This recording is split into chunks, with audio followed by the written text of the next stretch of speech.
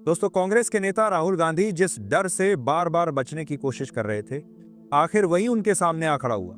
अदालत के फैसले ने उन्हें देश के सामने सवालों के घेरे में ला दिया है। जज साहब इतने नाराज हुए कि उन्होंने न सिर्फ याचिका को खारिज किया, बल्कि जुर्माना भी ठोक दिया। यानी इस बार कोर्ट का फैसला राहुल गांधी और उनकी पार्टी के लिए करारा झटका साबित हुआ। आगे आपको इस रिपोर्ट में विस्तार से बताएंगे कि पूरा मामला क्या है और कैसे कांग्रेस का खेल उल्टा पड़ गया। दरअसल प्रधानमंत्री नरेंद्र मोदी के सत्ता संभालने के बाद से भारत ने अभूतपूर्व प्रगति की है। 2014 में जब देश दुनिया की 9वीं सबसे बड़ी अर्थव्यवस्था था, तब से अब भारत चौथे स्थान पर पहुंच चुका है और जीडीपी $4 ट्रिलियन को पार कर गई है। आम लोगों की आय बढ़ी है और जीवन स्तर सुधरा है। यही वजह है कि जनता पीएम मोदी पर भरोसा कर रही है और उनके साथ खड़ी है।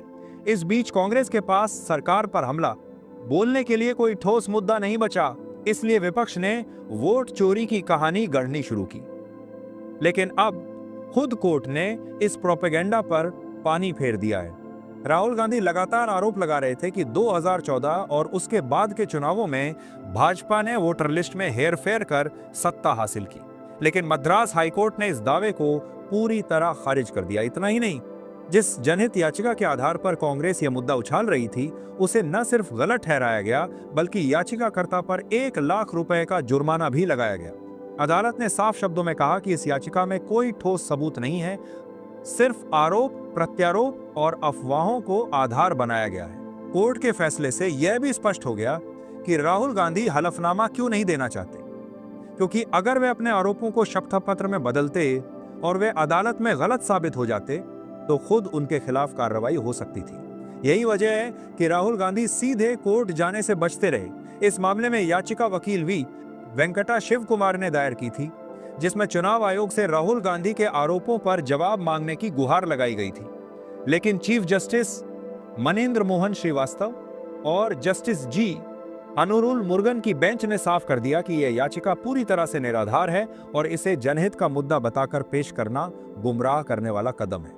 कोर्ट ने आदेश दिया कि जुर्माने की रकम 1 महीने के भीतर Tamil Nadu state legal service authority में जमा करनी होगी। साथ ही यह भी कहा गया कि इस फैसले का चुनाव आयोग की स्वतंत्रता पर कोई असर नहीं पड़ेगा। फैसले के बाद भाजपा नेताओं ने कांग्रेस को आड़े हाथों लिया।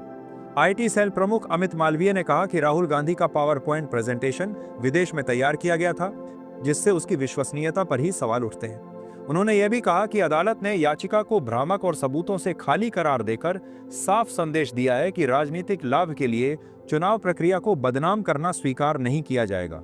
इस पूरे घटनाक्रम ने कांग्रेस को गहरी चोट दी है। जिस मुद्दे के सहारे राहुल गांधी सरकार और प्रधानमंत्री मोदी पर हमला करना चाहते थे, वही हथियार अब उनके खिलाफ हो गया है।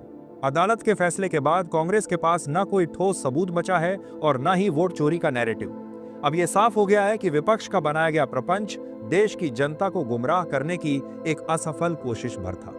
दोस्तों, अगर आपको यह रिपोर्ट जानकारीपूर्ण लगी हो तो चैनल को सब्सक्राइब करें और वीडियो को शेयर करना ना भूलें।